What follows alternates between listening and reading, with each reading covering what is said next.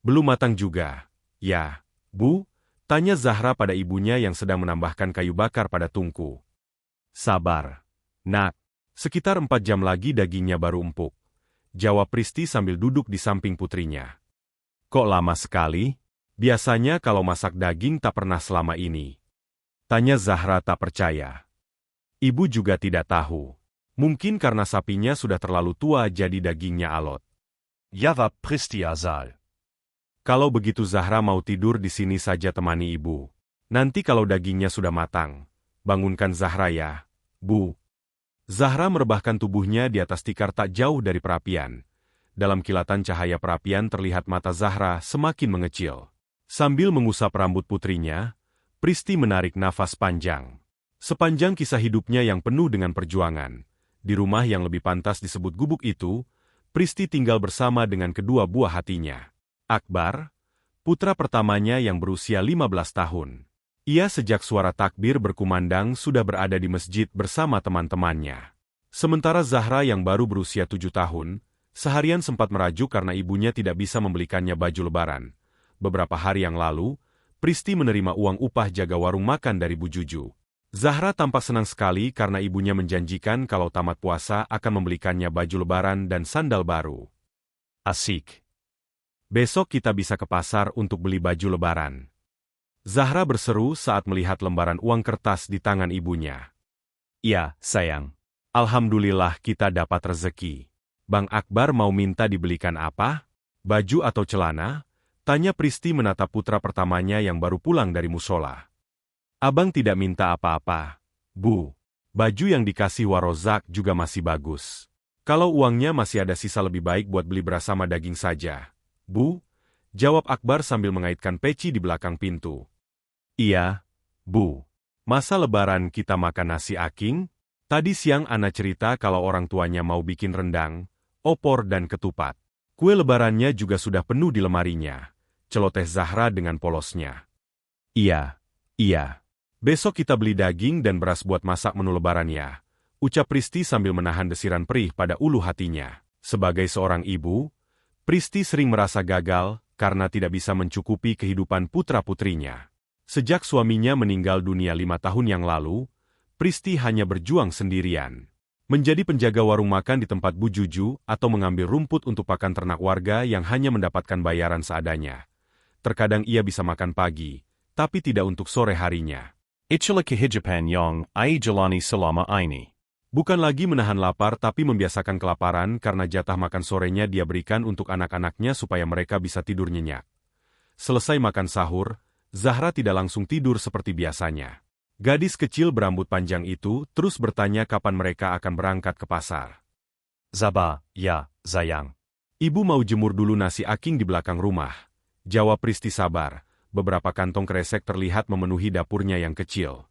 Dalam kantong-kantong tersebut terdapat nasi sisa yang ia dapatkan dari warung Bu Juju. Sebelum dijemur, nasi sisa biasanya dipilah dulu. Mana yang masih layak dikonsumsi, mana yang tidak. Butuh waktu 2-3 hari untuk mengeringkan nasi sisa tersebut, itu pun kalau cuaca sedang panas. Tetapi bila musim penghujan tiba, nasi yang susah kering itu terkadang berubah warna jadi hitam, karena berjamur dan basi. Pada akhirnya nasi tersebut diberikan pada ayam. Setelah kering, nasi sisa yang sudah menjadi nasi aking itu disimpan dalam plastik atau karung-karung kecil selayaknya beras. Tepat pukul 7 pagi, Pak Karno yang akan mengantar ke pasar, sudah menunggu di luar rumah. Zahra terlihat duduk di depan motor sambil sesekali memanggil ibunya. Tumben pagi-pagi kamu sudah rapih. Tanya seseorang. Pristi yang hendak menutup pintu dikejutkan dengan kedatangan seorang wanita yang tak lain adalah kakak iparnya sendiri, Eli. Iya, Mbak. Saya mau ke pasar, jawab Pristi. Wah, lagi banyak duit rupanya. Sindir wanita itu dengan tatapan sinis. Cuman mau cari baju buat Zahra, Mbak. Jawab Pristi sungkan. Enak pena, ya. Punya uang malah mau beli baju. Hutang dulu bayar. Tanpa basa-basi wanita sinis itu pun langsung menagih hutangnya. Maaf, Mbak. Bukan saya tidak ingat sama hutang. Tapi untuk sekarang ini, uangnya cuma cukup buat beli baju lebaran Zahra dulu. Pristi mencoba memberi alasan. Mana bisa begitu? Pokoknya hari ini juga kamu harus bayar dulu uang yang kamu pinjam. Kalau tidak terpaksa gubuk reot ini. Iya, MBAK. Ini saya bayar. Pristi dengan cepat memotong ucapan Eli. Yang paling ditakutkan oleh Pristi adalah bila gubuk yang selama ini menjadi tempat berteduh diambil alih oleh kakak iparnya. Ia sangat menyesal mengapa dulu saat meminjam uang, dirinya menjaminkan rumah ini. Yang mana kalau tidak bisa melunasi sampai Lebaran, otomatis rumah sederhananya itu akan berpindah kepemilikan pada Eli. Eli tersenyum puas saat 5 lembar uang kertas 100 ribuan berada di tangannya. Ia sama sekali tak peduli saat Pristi minta penangguhan sampai selesai Lebaran. Bahkan uang dalam dompet Pristi pun ia ambil semua. Hutang saya sama Mbak Eli sudah lunas. Ya. Termasuk bunganya, ucap Pristi lesu. Nah kalau begini kan enak. Kamu jangan sembarangan ngomong. Aku tidak pernah meminjamkan uang pakai bunga. Yang kamu sebut tadi itu tanda terima kasih. Paham. Eli menegaskan. Pristi hanya bisa mengangguk lesu. Besok kalau mau pinjam uang lagi, jangan sungkan. Tapi syarat dan ketentuannya masih berlaku. Ucap Eli sembari mengusap punggung adik iparnya. Mudah-mudahan saya tidak sampai pinjam lagi uang sama Mbak Eli, jawab Pristi sambil menahan kekesalan. Kamu jangan sombong. Kamu pikir di kampung ini ada orang kaya sebaik aku, yang mau pinjamkan uang sama orang miskin sepertimu? Eli tan terima. Ia menuding wajah Pristi. Ya Allah, ini ada apa pagi-pagi pada ribut? Tanya Bu Hanifah, salah satu tetangga, ketika mendengar keributan di depan rumah Pristi. Tanya saja sama perempuan sombong ini. Jawab Eli sambil menoleh pada seorang wanita parubaya tersebut. Bu Hanifah menatap Pristi dan Eli bergantian. Ngobrolnya di dalam saja, tidak enak didengar tetangga yang lain. Saya masuk ke dalam gubuk reot itu, tidak sudi. Eli mencebik sambil pergi meninggalkan Pristi dan Bu Hanifah. Bu, ayo berangkat, nanti pasarnya keburu tutup. Teriak Zahra dari atas motor. Mendengar teriakan Zahra, Pristi semakin bingung. Ia tak tahu bagaimana menjelaskan pada putrinya, kalau uang untuk membeli baju lebaran sudah berpindah tangan. Bahkan tak sepeser pun yang tersisa. Nak Pristi mau pergi ke pasar, ya? Tanya Bu Hanifah ramah. Rencananya begitu, Bu. Jawab Pristi lesu. Kalau begitu, Ibu masuk ke dalam dulu. Ya, pamit Bu Hanifah. Disusul dengan anggukan Pristi. Bu, cepat, Bu. Teriak Zahra taksaba. Pristi buru-buru menghampiri PAK Kano. Pak, maaf, sepertinya saya tidak jadi ngojek. Ucap Pristi sambil menggendong tubuh mungil Zahra yang duduk di jok depan. Oh, tidak apa-apa, Mbak. Nanti kalau mau ke pasar tinggal pesan sama istri saya saja. Pak Karno yang tadi melihat kejadiannya paham betul bagaimana perasaan Pristi. Hari pun berlalu. Dan Zahra seharian ini masuk terus merajuk karena batal pergi ke pasar. Kalau puasan gambek batal, lo. Akbar mengoda adiknya yang sejak pagi merajuk. Biarin aja batal. Ibu juga bohong. Kata ibu kalau Zahra tamat puasa mau dibelikan baju lebaran. Jawab Zahra ketus. Ibu tidak bermaksud bohong. Hanya saja uangnya kepake buat bayar hutang dulu. Memangnya Zahra mau kita diusir dari rumah ini? Akbar mencoba memberi penjelasan walau dia tahu adiknya masih terlalu kecil untuk tahu permasalahan orang dewasa. Pokoknya Zahra tak jadi lebaran besok. Zahra masih merayuk. Maafkan ibu, ya, sayang. Ibu sama Bang Akbar juga tidak jadi lebaran besok. Pristi merengkuh tubuh putrinya yang sedang duduk memeluk lutut. Saat Pristi dan Akbar sedang berusaha menenangkan Zahra, dari luar terdengar orang mengucap salam. Saat Pristi membuka pintu, tampak Pak Karno dan istrinya berdiri di teras rumah. Bu Ratna, Pak Karno, silahkan masuk. Pristi mempersilakan tamunya masuk. Zahra kok cemberut begitu? Tanya Pak Karno pada Zahra. Iya, hari ini juga Zahra tidak main ke rumah. Bu Ratna menimpali. Biasa, Bu. Sedang ngambek. Uke Pristi sembari membentangkan tika pandan. Bagaimana? Saudara yang di kota mudik tidak lebaran ini. Pristi mencoba membuka obrolan. Tahun ini pada pulang ke kampung istrinya. Mbak, paling adik yang bungsu, itu juga pulang pas malam takbir sama teman-temannya naik motor. Jawab PAK Kano. Begini, Mbak Pristi. Kedatangan kami ke sini sebenarnya mau memberikan ini. Tapi Mbak Pristi jangan tersinggung. Tiba-tiba Bu Ratna menyodorkan kantong plastik ukuran besar. Apa ini, Bu? Pristi menatap kresek hitam yang belum tahu apa isinya. Dulu waktu almarhum Ayu meninggal dunia, pakaiannya belum sempat saya apa-apakan. Suami saya beberapa kali menyarankan supaya dikasih ke Zahra, tapi saya takut Mbak Pristi tersinggung. Jelas Bu Ratna ragu. Masya Allah. Saya malah senang, Bu. Ucap Pristi antusias. Alhamdulillah kalau Mbak Pristi tidak tersinggung. Mudah-mudahan pakaiannya bisa bermanfaat buat Zahra. Timpal Bu Ratna dengan tersenyum hangat. Zahra, coba lihat sini. Bu Ratna bawain pakaian buat kamu. Tangan Pristi melambai ke arah Zahra yang sedang duduk di pojok dengan wajah sembab. Tak butuh waktu lama membuat kulit ketupat. Pristi yang dibantu oleh Akbar, akhirnya selesai juga membuat kulit ketupat yang berjumlah 50 buah. Setelah itu tinggal isi beras dan direbus. Pristi pun menunggu ketupatnya matang, sementara Akbar pamit keluar untuk bertemu teman-temannya. Bu, Zahra kok tidur di dapur? Tanya Akbar terheran. Pristi yang sedang melamun, tersentak saat mendengar suara putranya yang ternyata sudah pulang. Penerangan di dapur yang hanya memakai lampu 5 watt, memang tidak begitu jelas kalau malam hari. Abang sudah pulang? Tanya Pristi basa-basi. Iya, Bu. Tapi habis ini mau ke masjid. Bantuin pasang karpet untuk persiapan sholat Idul Fitri besok. Akbar duduk sambil menyodorkan bungkusan pada ibunya. Apa ini, Bang? Tanya Pristi terkejut. Ini makanan dari masjid, Bu. Tadi banyak yang kasih makanan. Abang ingat sama ibu yang dari pagi baru makan nasi aking goreng. Jawab Akbar polos. Ibu sudah kenyang. Untuk abang saja.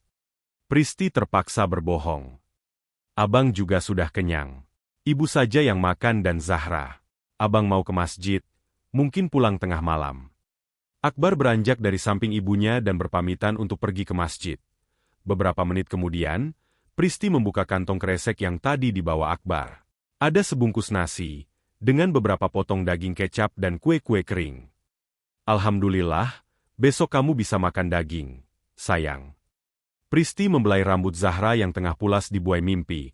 Pristi menatap Zahra, tak tega kalau harus membangunkannya. Perlahan wanita berusia 40 tahun itu mengangkat putrinya untuk dipindahkan ke kamar.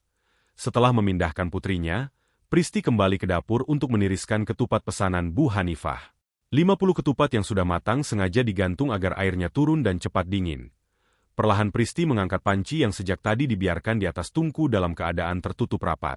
Sambil menarik napas, perlahan dibukanya tutup panci tersebut. Aroma daun serai dan salam langsung mengguar di dapur yang berukuran kecil. Wajah Zahra yang tadinya cemberut mendadak berubah menjadi ceria. Dengan senyum yang mengembang, ia bergeser duduk mendekati ibunya. Masya Allah. Ini bajunya masih bagus-bagus sekali, Bu, ucap Pristi saat mengeluarkan beberapa potong pakaian dari dalam kantong kresek. Iya, Bu. Ini malah ada yang masih dibungkus dan ada sandalnya juga. Zahra mengambil 2 bungkus pakaian yang masih terdapat labelnya. Kalau yang itu kebetulan tadi siang kami ke pasar. Lihat pakaian anak perempuan lucu-lucu. Ibu tiba-tiba teringat Zahra. Ya sudah sekalian beli saja. Jelas Bu Ratna sambil menatap Zahra yang sedang membentangkan baju pemberiannya. Alhamdulillah, besok kamu jadi lebaran, Nak. Pristi tersenyum haru saat melihat mendung di wajah putrinya hilang. Saya tidak tahu harus bilang apa lagi selain terima kasih banyak. Ucap Pristi seraya bergantian menatap Pak Karno dan Bu Ratna yang telah menjadi penolong bagi putrinya. Sama-sama, Mbak. Saya senang bisa melihat Zahra tersenyum. Mbak Pristi yang sabar dan semangat terus. Ya, tadi suami saya cerita soal Mbak Eli. Saran saya, jangan pernah lagi pinjam uang sama dia, walaupun dia masih ada kerabat sama Mbak Pristi. Ucap Bu Ratna sumringah. Saya juga sebenarnya waktu itu karena kepepet buat biaya Zahra saat sakit dan harus dirawat. Pristi mengusap bening haru di sudut matanya. Iya Mbak. Semoga ke depannya tidak ada hal-hal seperti itu lagi ya. Kalau begitu kami pulang dulu. Jangan lupa, besok Lebaran datang ke rumah, kita makan ketupat bareng-bareng. Pamit Bu Ratna sambil menyalami Pristi dan mencubit gemes pipi gembul Zahra. Setelah tamunya pulang, Pristi tak bisa lagi menahan haru. Apalagi melihat Zahra yang sedang berputar-putar mengenakan baju baru pemberian Bu Ratna dan suaminya. Untuk orang yang tidak mengetahui kejadian hari ini, pasti mengira kalau pakaian itu adalah pakaian yang baru dibeli. Semua masih tampak bagus. Pristi pergi ke kamar mandi untuk mengambil air wudhu. Beberapa kali membasuh wajahnya namun tetap tak bisa menghentikan air mata yang mengucur dengan deras. Bahkan saat ia sujud di atas sajadah sekalipun. Bu, ada Bu Hanifah ingin ketemu ibu. Suara Akbar dari ambang pintu kamar Pristi yang baru selesai berdoa setelah sholat asyar, menoleh ke arah putranya. Suruh masuk saja dulu, Bang, ucapnya sambil melipat mukena. Nak, maaf, kalau boleh ibu mau minta tolong. Bu Hanifah memulai pembicaraan setika melihat Pristi menghampirinya. Mau minta tolong apa, Bu? Tanya Pristi penasaran. Ini, barusan anak ibu telepon. Katanya dia sedang di perjalanan pulang. Dia minta dicarikan orang yang bisa bikin ketupat. Nah ibu jadi ingat sama kamu. Jelas Bu Hanifah. Maksudnya bagaimana, Bu? Pristi mengerutkan keningnya. Maksud ibu, mau minta tolong buatkan ketupat. Tapi itu juga kalau nak Pristi tidak repot. Karena waktunya sudah mepet. Jawab Bu Hanifah menawarkan. Saya tidak repot, Bu. Pristi pun langsung mengiyakan tawaran tersebut. Syukurlah. Kalau begitu, ibu ambil dulu berasnya. Tapi kulit ketupatnya ibu tidak punya. Ujar Bu Hanifah kebingungan. Untuk kulit ketupatnya nanti saya ambil daun kelapa di kebun seberang sungai. Sahut Akbar yang ternyata mendengar percakapan mereka. Alhamdulillah.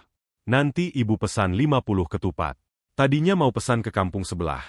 Tapi ibu ingat ketupat buatan kamu lebih enak dan tidak gampang basi. Ucap Bu Hanifah, kemudian ia pulang untuk mengambil beras. Kini, Pristi benar-benar menangis. Dadanya yang terasa sesak membuat ia susah bernapas. Diambilnya beberapa batu dalam panci menggunakan centong sayur. Itu alasan mengapa tadi Zahra dilarang membuka tutup panci.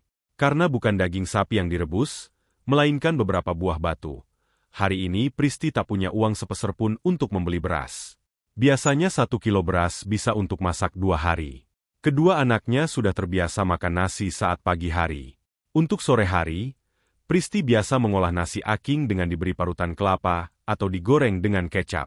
Yang penting bisa mengganjal perut sampai pagi.